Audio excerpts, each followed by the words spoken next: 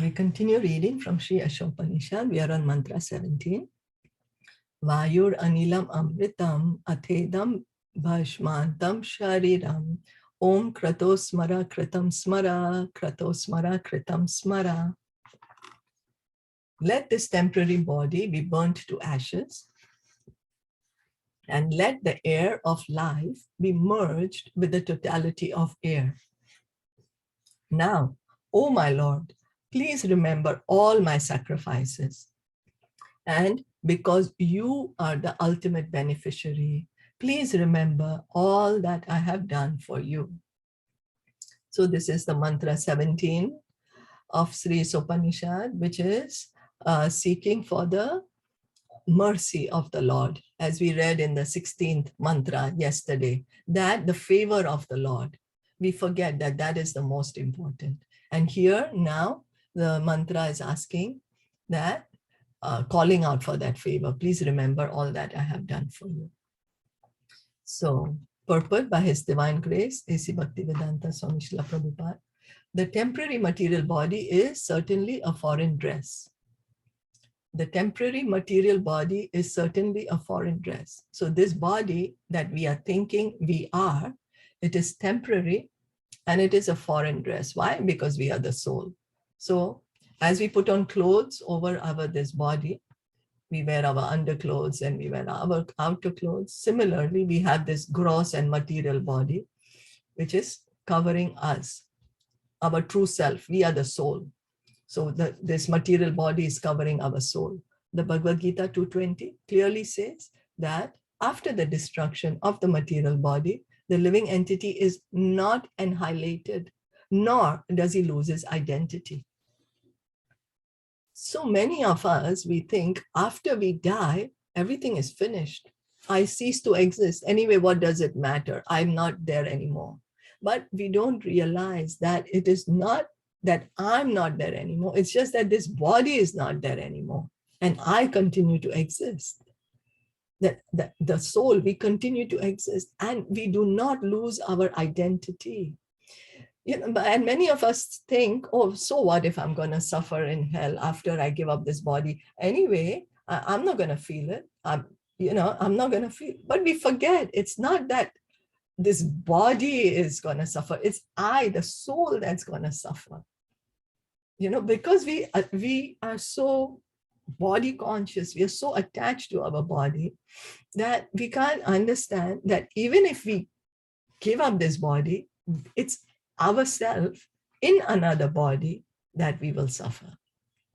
So we don't lose our identity. Even if we go to the Brahman effulgence, even if we sit in the light, we continue to exist as individuals, individual souls, individual particle. The identity of the living entity is never impersonal or formless. On the contrary, it is the material dress that is formless, and that takes a shape according to the form of the indestructible person.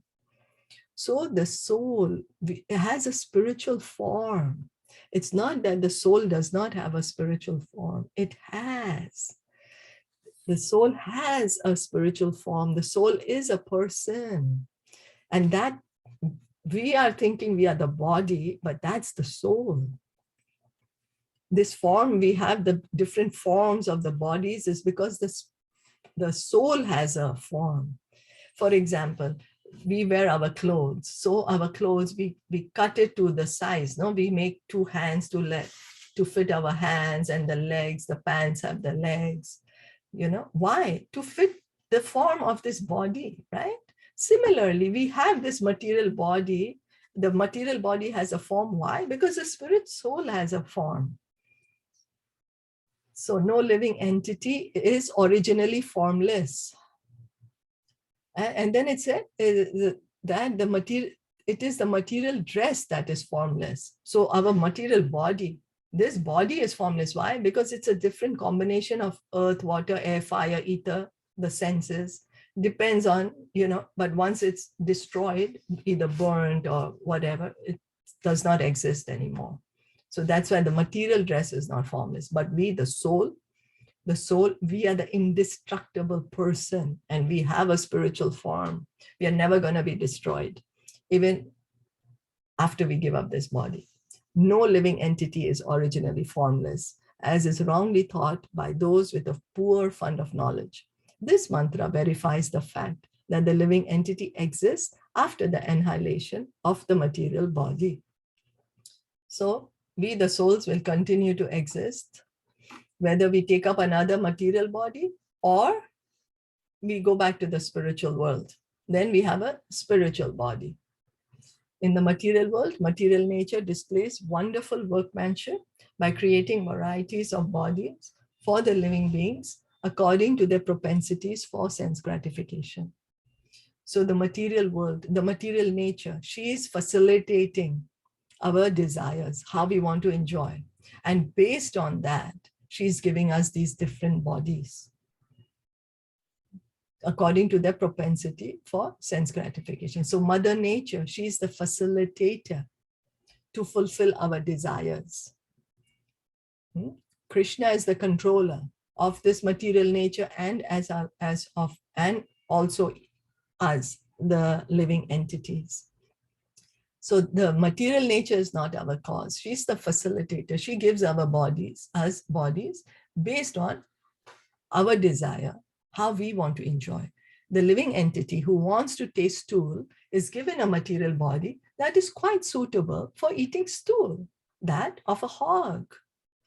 You know, so in the higher consciousness, we might say, why would somebody want to eat stool, you know?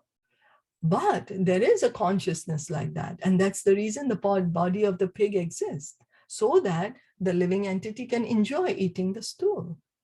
Similarly, one who wants to eat the flesh and blood of other animals may be given a tiger's body equipped with suitable teeth and claws.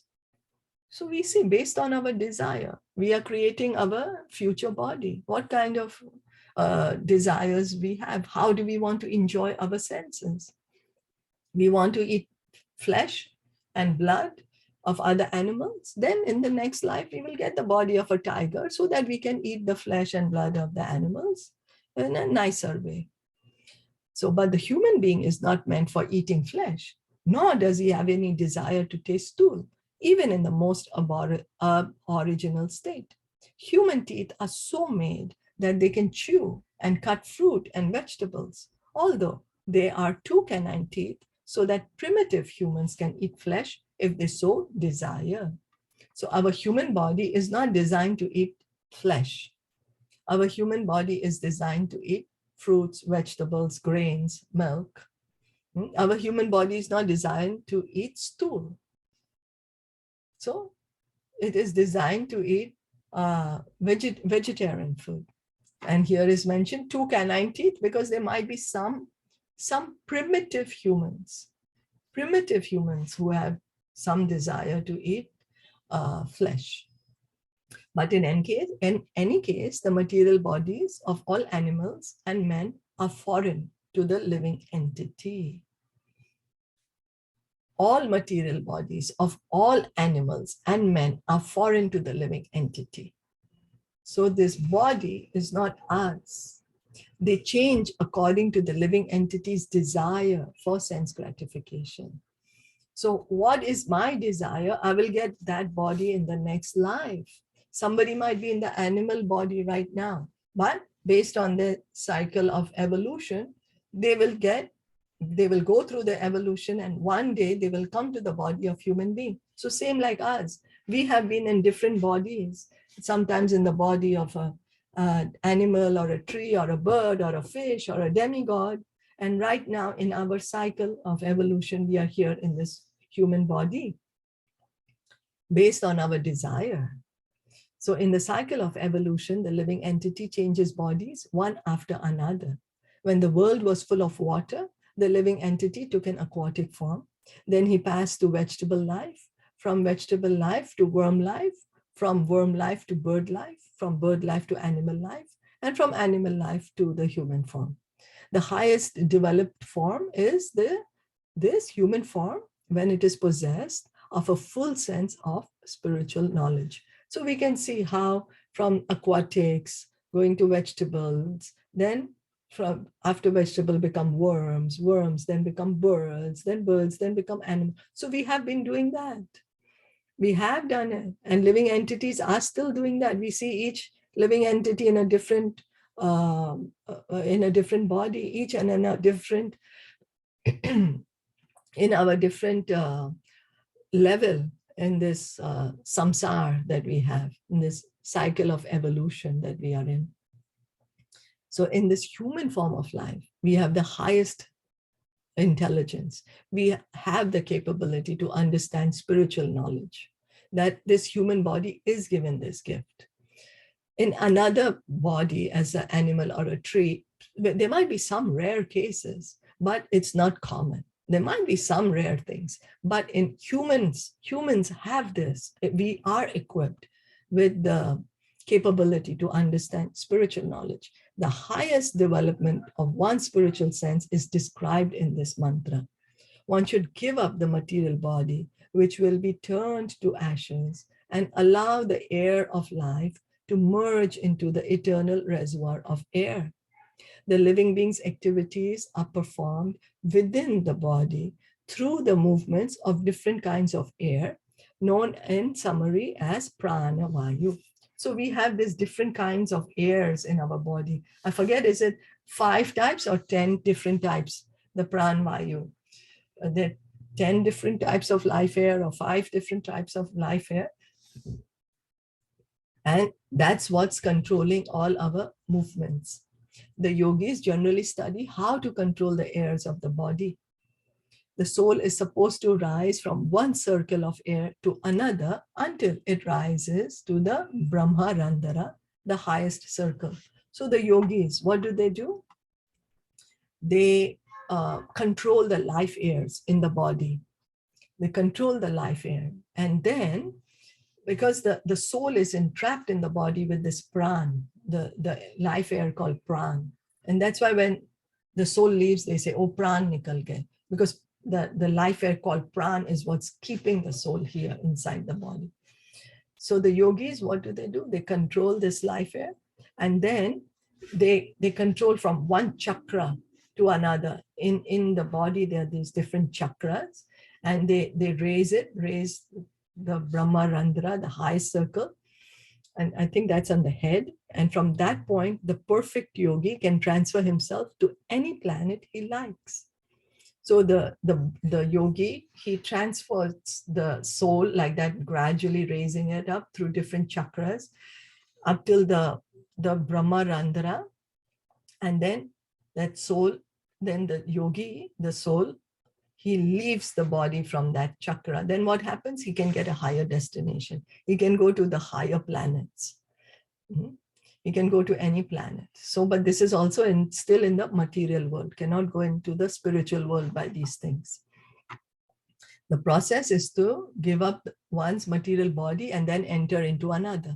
But the highest perfection of such changes occurs only when the living entity is to give up the material body altogether, as suggested in this mantra, and enter into the spiritual atmosphere, where he can develop a completely different type of body, a spiritual body, which never has to meet death or change.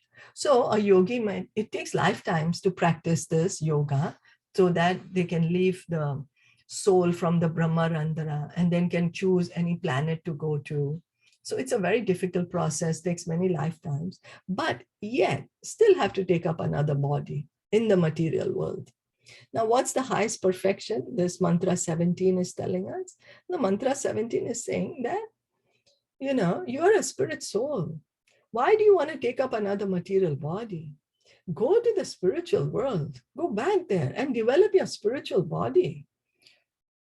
Don't be in this material world. And then once you have gotten your spiritual body, you do not need to die again.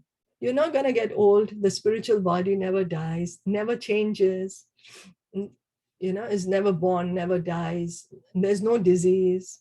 So this is what this mantra 17 is trying to tell us. So here in the material world, material nature forces the living entity to change his body due to his different desires for sense gratification. These desires are represented in the various species of life, from germs to the most perfected material bodies, those of Brahma and the demigods.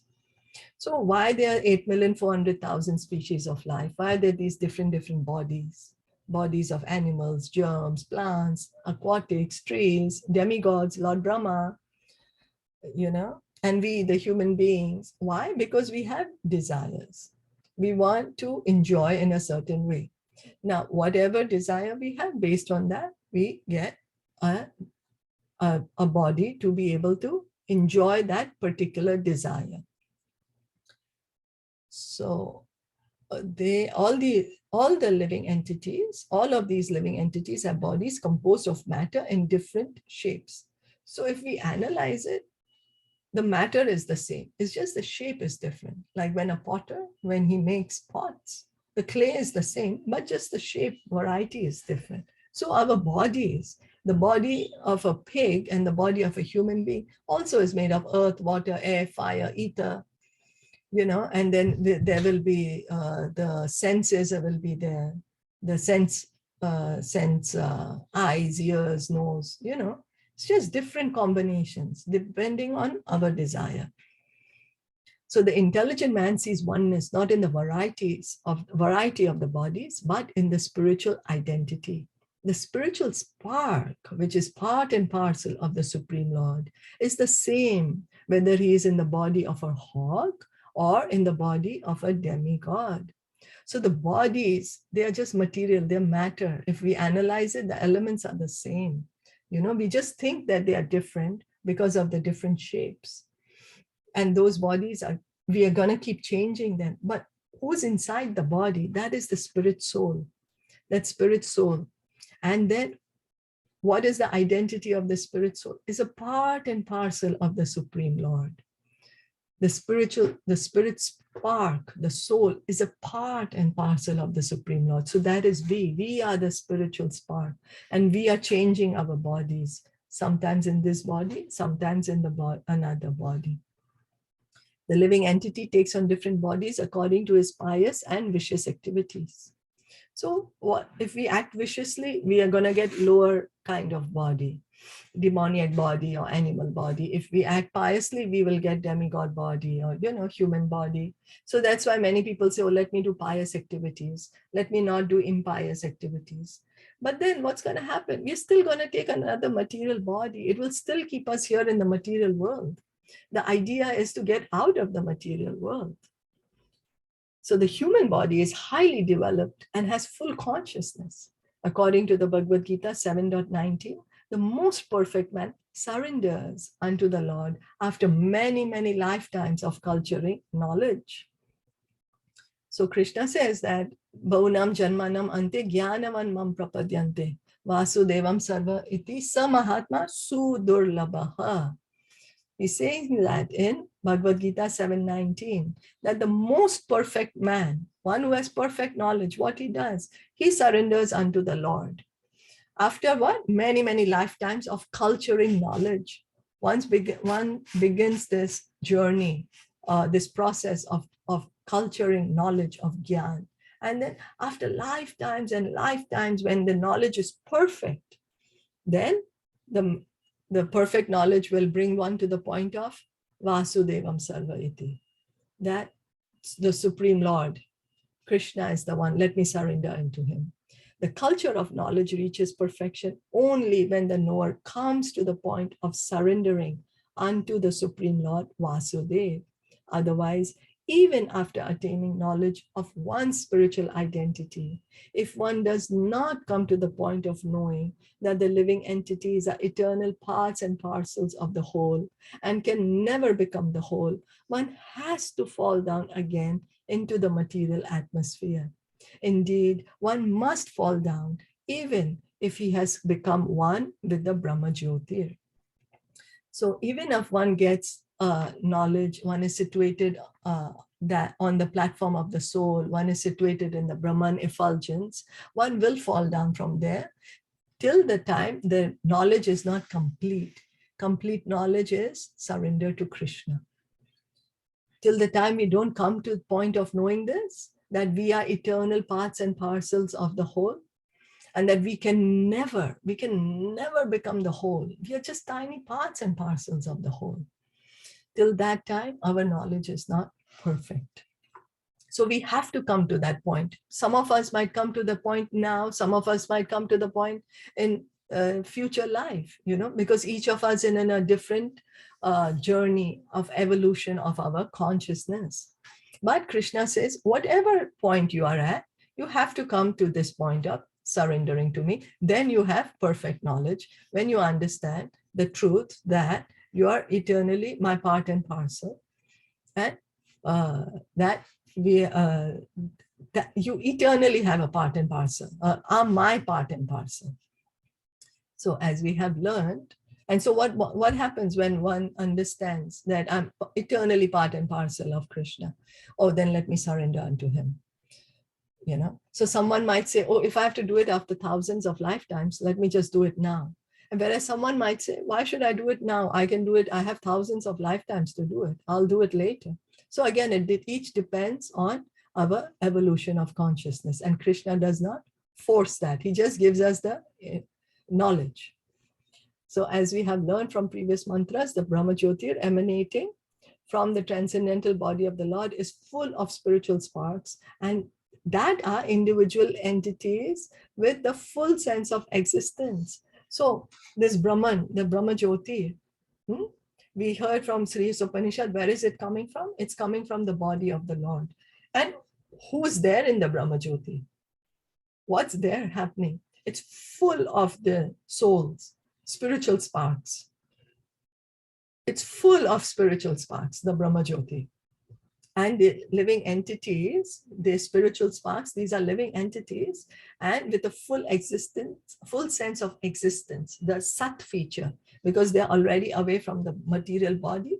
So experiencing that I'm the soul, so can experience the Sat feature, the eternal feature, I'm eternal.